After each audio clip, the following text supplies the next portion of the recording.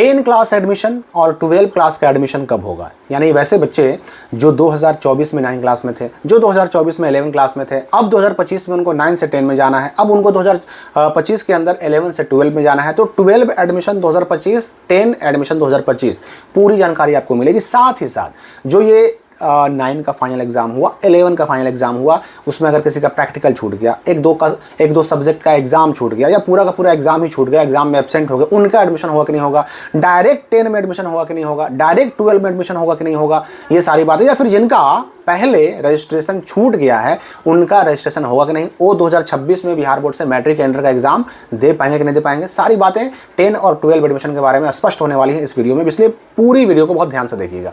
पहली बात तो मैं आपको बता दूं कि देखिए 9 क्लास का फाइनल एग्जाम हो चुका है, 11 क्लास का भी फाइनल एग्जाम हो चुका है, और 11 क्लास के फाइनल एग्जाम में प्रैक्टिकल एग्जाम देने की भी बात कही गई थी। लेकिन प्रैक्टिकल एग्जाम लेना या ना लेना ये भाई आपके स्कूल पर डिपेंड करता है। हो सकता है आपका स्कूल एग्जाम लिया हो सकता है ना भी लिया हो, तो ऐसे केस में अगर किसी का प्रैक्टिकल एग्जाम नहीं हुआ तो भी टेंशन नहीं लेना है, छूट गया तो भी टेंशन नहीं लेना है, आपको बस अपने स्कूल से बात कर लेनी है कि भाई मेरे साथ ये मामला है। देखिए एडमिशन इसमें मैंने पहले भी कहा है कि इसमें OFSS से एडमिशन तो होता नहीं है, बस आपका नाम जो है ना 9 वाले रजिस्टर से 10 वाले पे चढ़ जाएगा, 11 वाले रजिस्टर से 12 वाले रजिस्टर पे चढ़ जाएगा, बस इतना ही सा काम होता है।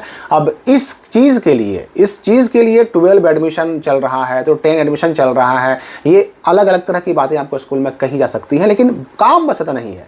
काम बस इतना ही है कि 9 के रजिस्टर से 10 के रजिस्टर में नाम चढ़ेगा और 11 के रजिस्टर से आपका 12 के रजिस्टर में नाम चढ़ेगा। तो अगर किसी का एग्जाम छूट गया, 1-2 सब्जेक्ट का छूट गया, प्रैक्टिकल छूट गया, तो ऐसे केस में आप अपने स्कूल से मिलिए, कोई दिक्कत नहीं होगी। आपका स्कूल चाहेगा तो आपका नाम लिखाएगा, कोई नहीं रोक सकता है, कोई समस्या नहीं होगी अगर स्कूल चाहेगा तो। और अगर स्कूल चाह गया तो आपका एडमिशन रुक भी सकता है, आपका एडमिशन वहीं पर ड्रॉप भी हो सकता है, ये भी आप समझ लीजिए, ठीक है। तो स्कूल के हाथ में बहुत सारी बातें होती हैं, स्कूल चाहे तो सब कुछ मैनेज कर सकता है, इस बात का आपको ध्यान रखना है। यहाँ पर एक बच्चे सवाल करते हैं कि अगर कोई चाहे बच्चा कि हम 9 में एडमिशन नहीं कराए, डायरेक्ट 10 में एडमिशन कराएंगे हम, या फिर डायरेक्ट 12 में एडमिशन, तो देखिए डायरेक्ट एडमिशन नहीं होता। जो बच्चे 9 में एडमिशन लेते हैं तो 9 वाले ही ऑटोमेटिक 10 में जाते हैं, 11 में एडमिशन लेते हैं तो 11 वाले ही ऑटोमेटिक 12 क्लास में जाते हैं। कभी भी 12 में डायरेक्ट एडमिशन नहीं होता, कभी भी 10 क्लास में डायरेक्ट एडमिशन नहीं होता है।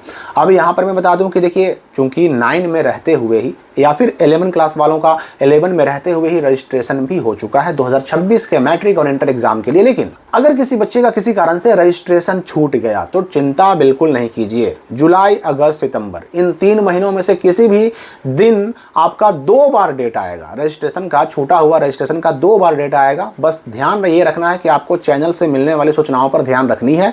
जैसे ही डेट आएगा, 2 बार डेट आता है हर साल, और दोनों बार मैं आपको वीडियो बना करके सूचना दूंगा, तो आप अगर उस वक्त एक्टिव रहे तो आप उस वक्त करा लेंगे और 26 में एग्जाम दे करके आप अपना साल बचा सकते हैं। चिंता बिल्कुल नहीं करनी है, डेट आएगा।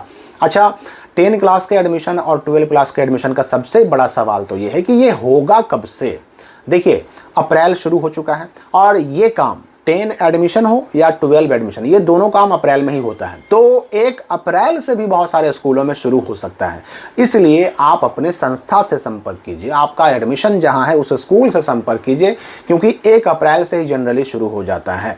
अब मैंने पहले ही कहा कि 10 में एडमिशन जो है ना 9 की तरह नहीं होता, 12 में एडमिशन 11 की तरह नहीं होता। तो अब है कि पैसे अगर मांगे जा रहे हैं तो पैसे के बारे में आप स्कूल से पूछ लीजिए कि भाई ये वार्षिक एनुअल फी जो लगता है वही एनुअल फी है ना, क्योंकि एडमिशन के नाम पे अलग से फी लेने का कोई प्रावधान नहीं होता, ना 10 में ना 12 में अलग से कोई भी फीस लेने का, पैसा लेने का प्रावधान नहीं होता। लेकिन चूंकि सरकारी स्कूलों में भी एक एनुअल फी होता है, वार्षिक फी होता है, सालाना फी होता है, तो वो फी आपसे अगर लिया जा रहा है तो कोई दिक्कत नहीं है, वो तो वैसे भी देना ही है आपको। अब एडमिशन के टाइम पर दीजिए या फिर एग्जाम फॉर्म भरने के टाइम पर दीजिए, देना तो पड़ेगा ही पड़ेगा। अगर अभी ले लिया जा रहा है तो अगर वार्षिक फी है तब समस्या नहीं है, लेकिन एडमिशन के नाम पे अलग से अगर मनमाना पैसा आपसे मांगा जा रहा है तब दिक्कत है, तब इसकी शिकायत आपको करनी चाहिए और तब जा करके आप समझिए कि इसकी शिकायत भी कीजिए, शिक्षा विभाग को बताइए भी कि भाई हमारे यहाँ अवैध वसूली हो रही है। अच्छा, यहाँ पर आपके मन में सवाल उठ सकता है कि 10 एडमिशन या फिर 12 एडमिशन में जो मैंने अभी वार्षिक फी कहा, ये कितना हो सकता है। देखिए 12 एडमिशन के लिए जो है ना